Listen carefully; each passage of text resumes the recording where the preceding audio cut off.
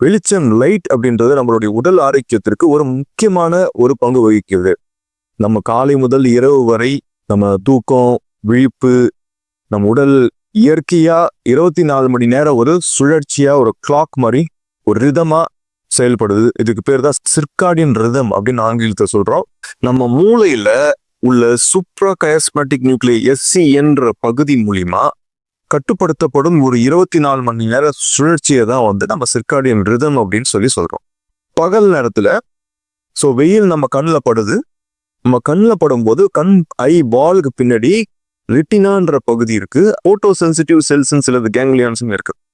இந்த ஆர்ஹெச்டி மூலியமா டைரக்டா இந்த இம்பல்ஸ் எஸ்சி ரீச் ஆகுது. இது மூலியமா நம்ம பீனியல் கிளாண்ட ரெகுலேஷன் பண்ணுது. வெளிச்சம் என்ன பண்ணுது? பீனியல் கிளாண்ட் உற்பத்தி பண்ற மெலடோனினை நிறுத்த சொல்லுது. காலையிலேருந்து சாயந்தரம் மாலை வரும்போது என்ன ஆகுதுன்னா, வெளிச்சம் குறைய குறைய குறைய இரவு வர வர வர என்ன ஆகுதுன்னா, சீராக அந்த மெலட்டோனினுடைய அளவு அதிகரிக்கும்.